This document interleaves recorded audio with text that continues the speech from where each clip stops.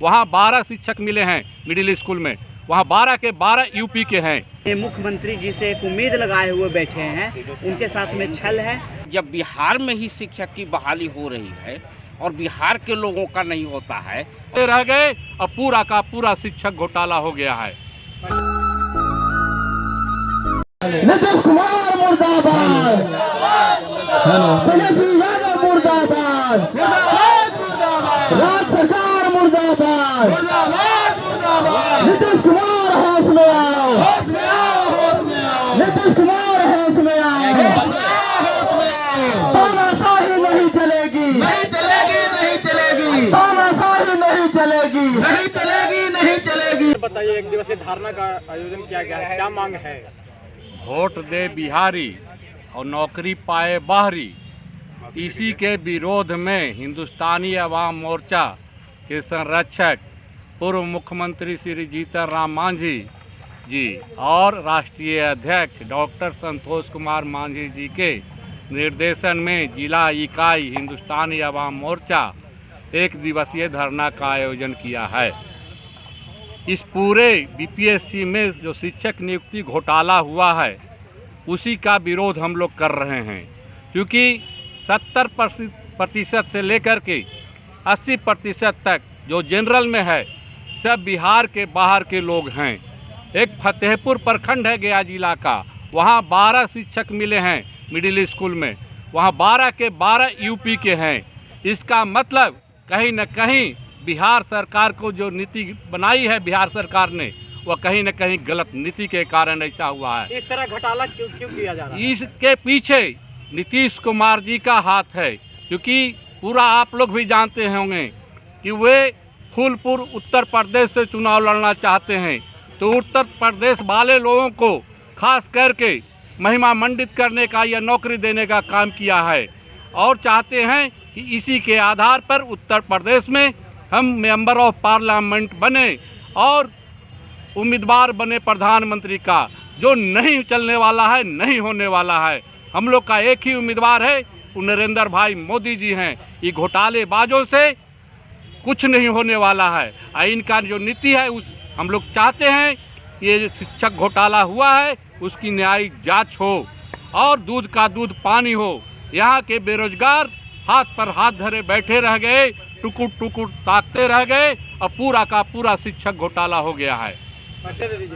Professor Radheshyam प्रसाद, राष्ट्रीय अध्यक्ष पिछड़ा प्रकोष्ठ, हम सेकुलर। सर, क्या मतलब बिहार में ऐसा सक्षम नहीं है जो टीचर है कि जो बिहार के स्टूडेंट को पढ़ा सके?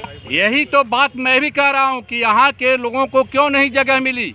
90% यहाँ के लोगों को होना चाहिए था, जबकि यहाँ 50% हुआ है, 60% हुआ है, 40% से ज़्यादा लोग बिहार के बाहर के लोग हैं। यही हमारा नारा है कि वोट दे बिहारी और नौकरी पाए बाहरी, नहीं चलेगा, नहीं चलेगा। एक दिवसीय धरना का यहाँ पर आयोजन किया गया है और जैसा आप लोग जानते होंगे, मेधा के नाम पर, मेरिट के नाम पर पूरे देश में बिहार का डंका बजता है। चाहे आईएएस का एग्ज़ाम हो या बीपीएससी का एग्ज़ाम हो या अन्य प्रतियोगिताएं हों, बिहार के लोग अपने मेरिट का लोहा मनवाते आए हैं।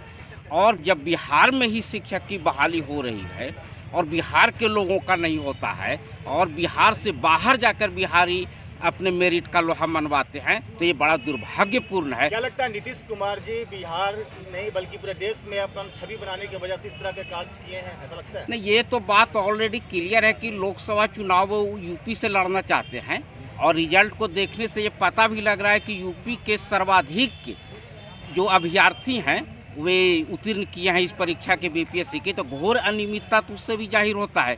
बहुत सारे अभी लोग बता रहे थे, प्रोफेसर राधेश्याम जी, कि फतेहपुर प्रखंड में सारे के सारे 9 या 12 जितने लोग हैं सारे के सारे यूपी के हैं। तो बिहार के लोग जब दूसरे जगह जाकर अपना मेरिट साबित कर पाते हैं तो बिहार में उनकी योग्यता को नहीं नापा गया, यानी कि निश्चित रूप से यहाँ पर घोटाला किया गया है। और इस घोटाले का हमारी पार्टी विरोध करती है कि बिहार के लोगों को रोजगार मिले, बाहरी लोगों को रोजगार नहीं मिले, या मिले भी तो 10% मिले और बिहार में डोमिसाइल नीति लागू हो। सर ऐसा भी मैंने कहीं कहीं वीडियो देखा कि जो जिसका मार्क्स ज़्यादा था वो इसका नहीं हो के कम मार्क्स वाला का हुआ है। मार्क्स एक ही तरह का घोटाला नहीं है, बहुत तरह के घोटाले हैं। कहे तो कि बहुत सारे लोग टेट का एग्ज़ाम नहीं क्वालिफाई किए और उसके बावजूद उनका रिजल्ट निकला है। तो जबकि नियम है कि स्टेट का जो एलिजिबिलिटी टेस्ट है उसको आप पास कीजिए, उसके बाद ही एग्ज़ाम में बैठिए। और जब वो पास नहीं है और उसके बाद भी बीपीएससी के एग्ज़ाम में उनको बैठने का अलाउ किया गया और उनको रिजल्ट दिया गया, तो घोर अनियमितता तो साफ साफ दिखाई पड़ रहा है। उस सपना को पाले हुए बिहार के युवाओं के साथ ने उन्होंने छल किया है। उन्होंने यूपी के लोगों को और भी बाहर के लोगों को लाकर बिहार में नौकरी के नाम पे सिर्फ छल ठगने के नाम पे और लोकसभा चुनाव लड़ने के नाम पे उन्होंने बिहार के जो खास करके युवा है जो यहाँ बेरोजगार है, जो माननीय मुख्यमंत्री जी से एक उम्मीद लगाए हुए बैठे हैं, उनके साथ में छल है। और हमारी पार्टी हिंदुस्तानी अवाम मोर्चा सेकुलर आदरणीय श्री जीतनराम मांझी जी की पार्टी है, आदरणीय श्री संतोष कुमार सुमन जी की पार्टी है। और हमारी पार्टी जो है गरीबों के हित में, युवाओं के हक में, महिलाओं के हित में उनके हमेशा आवाज़ को बुलंद करने वाली हमारी पार्टी है। और हमारी पार्टी जब तक रहेगी, हमारी पार्टी ने आज युवाओं के साथ जो छल हुआ है उस छल से उनको निजात दिलाने के लिए और जो टीचर बहाली में जो घोटाला हुआ है उस घोटाला को उजागर करने के लिए पूरे बिहार में आज धरना का कार्यक्रम का आयोजन किया गया है। और हमारी पार्टी हिंदुस्तानी अवाम मोर्चा आगे भी इसके लिए और युवाओं के साथ में खड़ा रहकर सड़क से लेकर सदन तक आंदोलन करेगी। मुकेश चौधरी, गया जिला महानगर अध्यक्ष, हिंदुस्तानी अवाम मोर्चा सेकुलर।